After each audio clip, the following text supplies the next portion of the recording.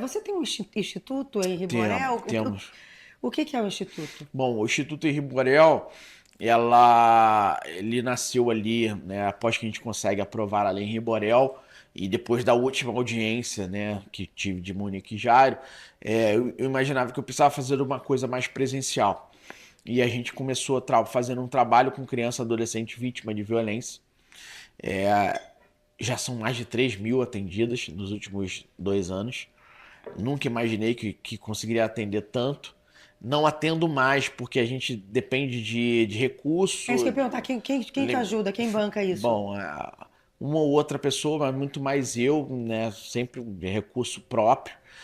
Agora que a gente está se tornando habilitada para conseguir recurso federal, municipal, mas isso no Brasil ali tu tem que ter pelo menos 3 anos Tá. então foi muito difícil. A gente consegue uma incentiva privada ou outro, um amigo, um patrocinador, alguém que tem um coração aí dedicado. Gente, isso é bem importante a gente Se estar puder. falando aqui, porque essa é uma causa que a gente tem que se alinhar, associar e brigar, porque pode acontecer com qualquer um de nós. Você está na pracinha com teu filho. O Eduardo aqui, nosso cinegrafista, está aqui atrás. Tem uma filhinha de 4 anos e falou, Monique, quando eu saio com ela, eu fico tenso olhando, porque pode acontecer em qualquer lugar, em qualquer esquina. Monique, é incrível, porque nesses 3 anos que a gente está indo, eu já atendi jogador de filho de futebol, filho de jogador de futebol, pessoas influentes e não, porque quando acontece, você vê que não tem um sistema, não tem uma estrutura, você está totalmente à mercê de não ter nada. E aí a gente consegue colocar um espaço com psicólogos, psicopedagogas, assistente social. Mas são voluntários? Voluntários, advogados. Aonde é? Hoje a gente está localizado ali na Leomar Balieiro, ali no Recreio dos Bandeirantes. Fica Então, quer dizer, se alguém está nos vendo e está passando por uma situação dessa... Pode nos procurar, 100% gratuito. Os profissionais fazem a diferença. Através do laudo dos nossos profissionais, nós já conseguimos tirar várias crianças do cenário de agressão. Já penalizando, através de um laudo das nossas psicólogas, agressores de crianças já foram condenados.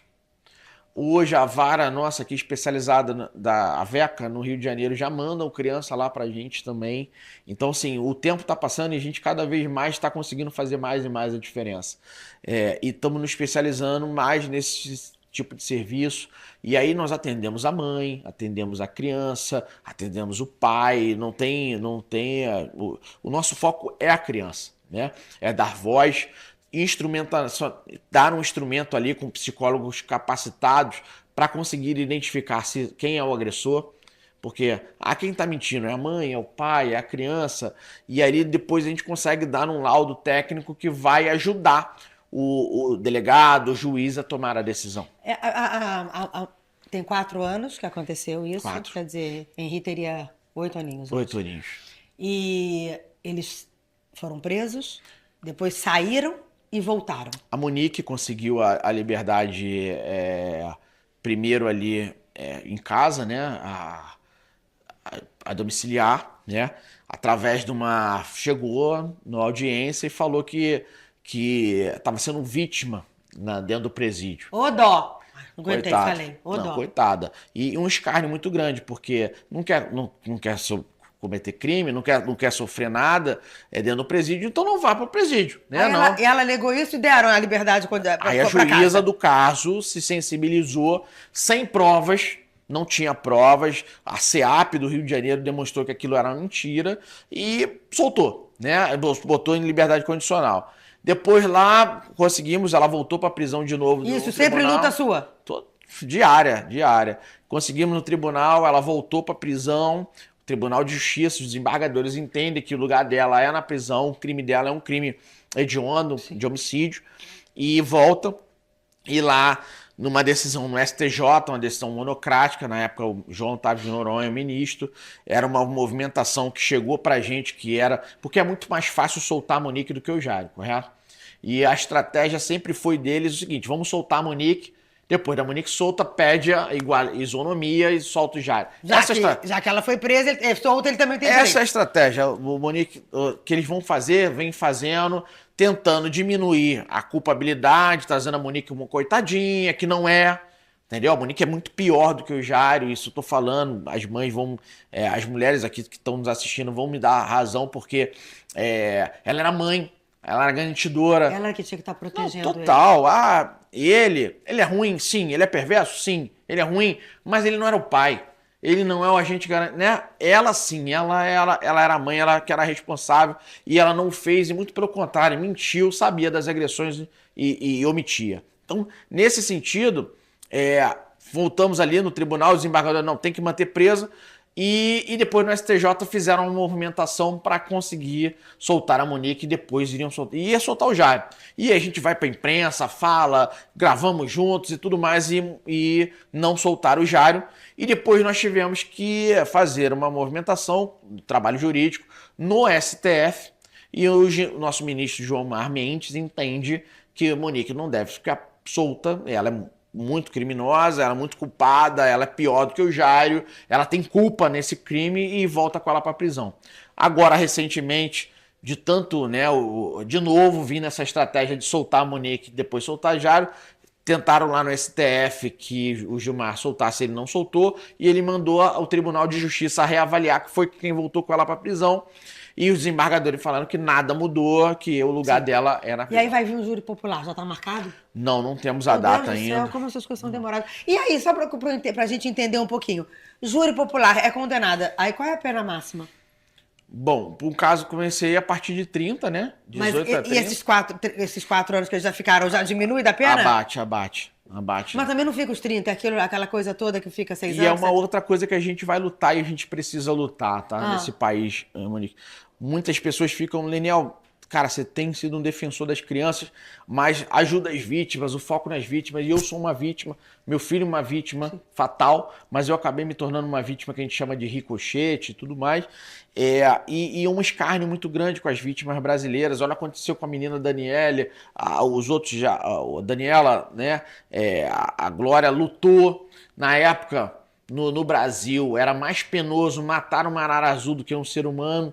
E ali ela lutou e hoje crime hediondo, assassinato de pessoas. Sim, o Brasil inteiro assinou o documento dela assinou, também. Foi através da luta da Glória. Depois conseguimos agora com a lei Henri Borel, assassinato de criança também hediondo. Só estou demonstrando aqui, nós temos 525 anos de Brasil, desde o descobrimento. Você vê o foco no nosso país como tá. 523 anos atrás, né, o Henri Borel tem 2 anos, que nós conseguimos aprovar uma lei transformando o assassinato, o homicídio de criança como crime hediondo. Você está entendendo? 500 anos depois do descobrimento do Brasil, ou seja, só se o homicídio... continuar nesse ritmo, as coisas são muito difíceis. São muito difíceis. Então, nesse sentido, a gente tem lutado aqui para que acabe essa progressão do regime de pena, né? Leniel, você tem que lutar sobre...